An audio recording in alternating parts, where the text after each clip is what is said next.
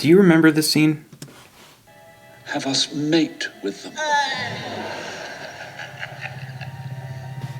To her, the mixture of magical and muggle blood is not an abomination, but something to be encouraged.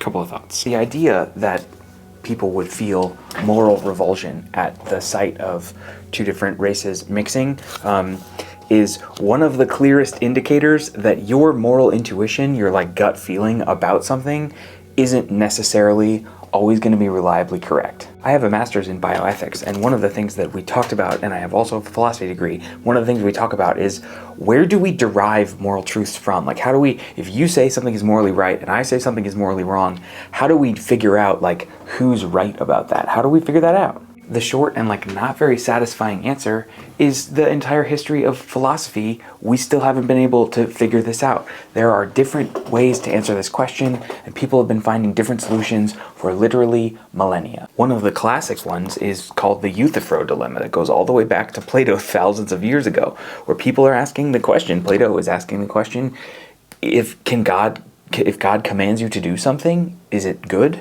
Or does God choose to command people to do things because they are good? That sounded confusing, so a different example that comes from our famously sad boy Danish existentialist Søren Kierkegaard, and it's not this book, his book Fear and Trembling, is if God commands Abraham to kill his son, is it good or bad for him to do that? Because it's clearly a bad act, but the command is coming from God, so like what do we do with that? As an aside, this is one of the lyrics of Chidi's Kierkegaard rap from The Good Place. Here's a clip.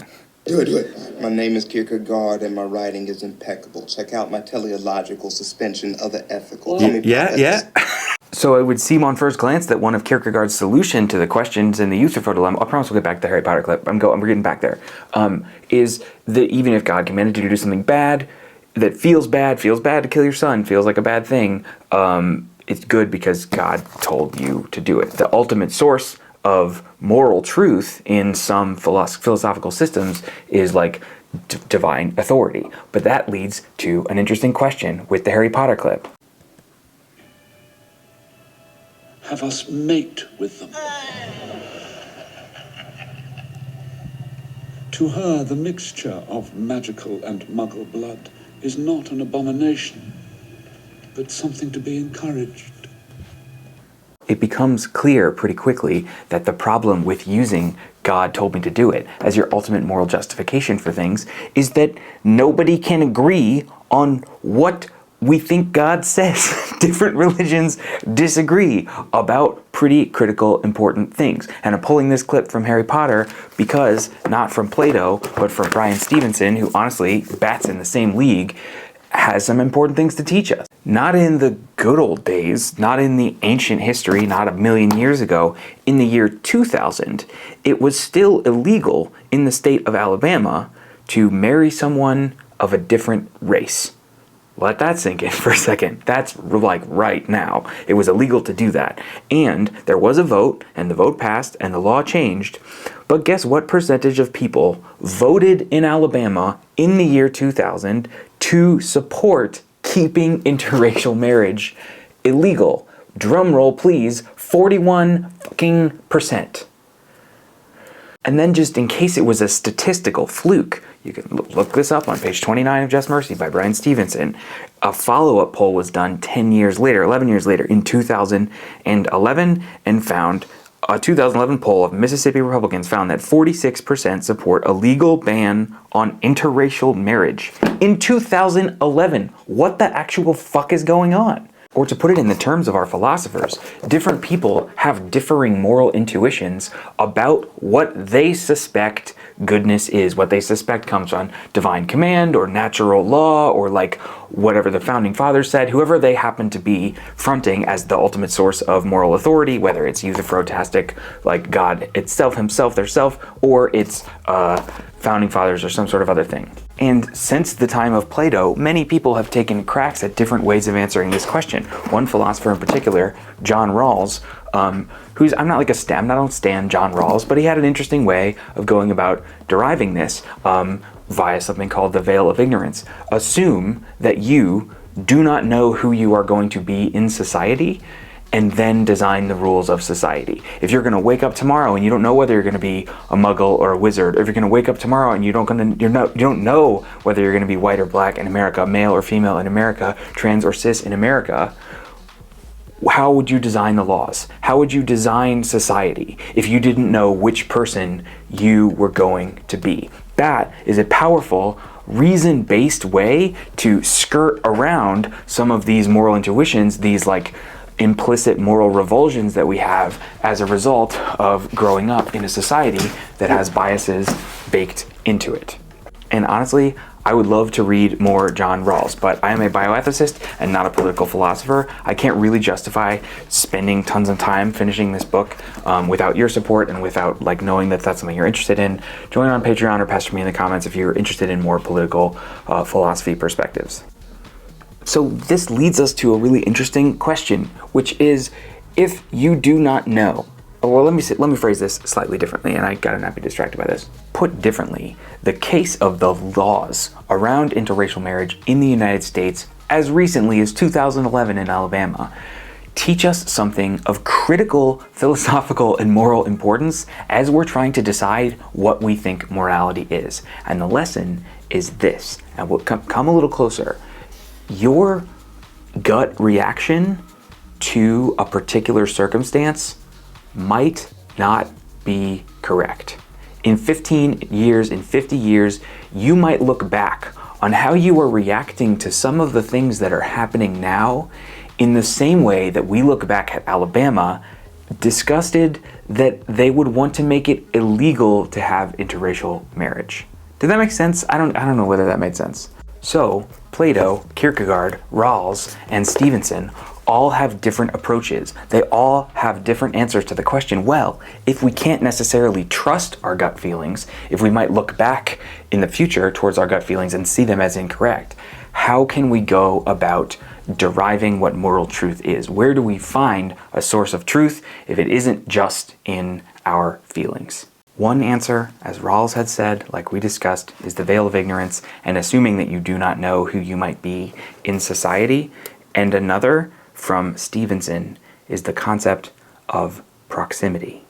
Put yourself closer to people who are suffering in society, and your moral intuitions will be rewritten in a way that is productive. The first thing is that you have to find ways, no matter what your field of study, doesn't matter whether you're an engineer or a teacher or a nurse or practitioner, whatever you do, you have to find ways in whatever community you live to get proximate to people who are suffering, to get closer to people who are excluded, to go into the parts of the community that other people say you shouldn't go to. Many of us grew up in communities where people would say to us, oh, that's the bad part of town. Stay as far away from that part of town as possible. Today, I'm going to urge you to do the opposite. We need a class of graduates from this institution that looks for ways to get closer to the poor, the marginalized, the excluded, the incarcerated, those who are dealing with inequality and injustice. And in proximity to the poor and the disfavored, I believe whatever you've studied, whatever you're trying to do, your commitment to doing it will be deepened. There is power in proximity. And no matter where you go, if you find ways to get past the barriers that exclude those who are disfavored, and you get proximate, you'll discover something transformative. Let me say that differently. Because the rules of society are written by the powerful, from a young age, our moral intuitions reflect those who are in charge and have taught us what's good and what's not. But if you put yourself in proximity to people who are oppressed in a way that is not exploitative and in a way that is not commodifying.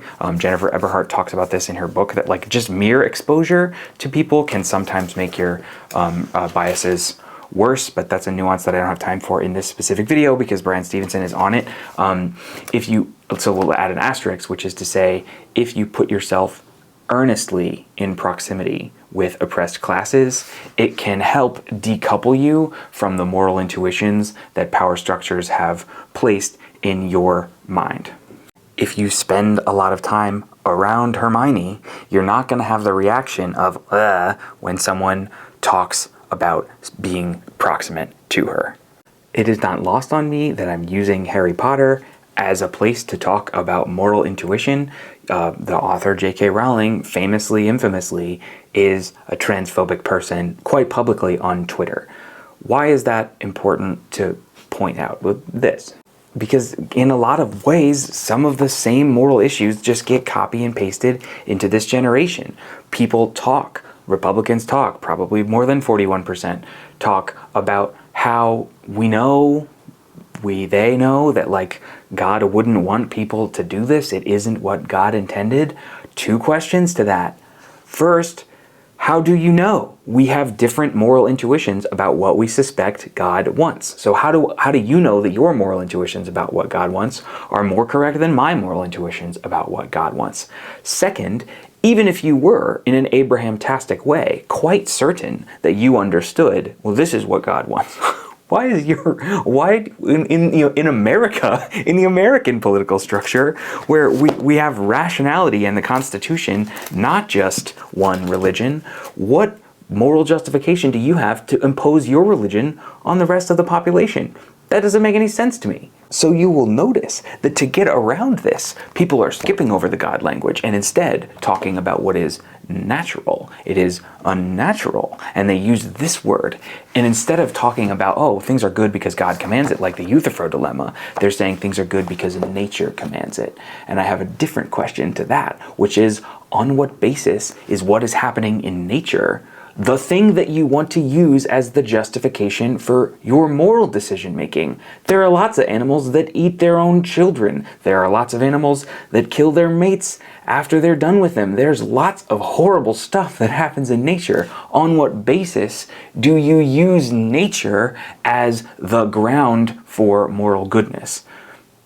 It seems that many of the same arguments that you could use about God fall through the cracks when you're using the word nature instead. There's different interpretations of what that means.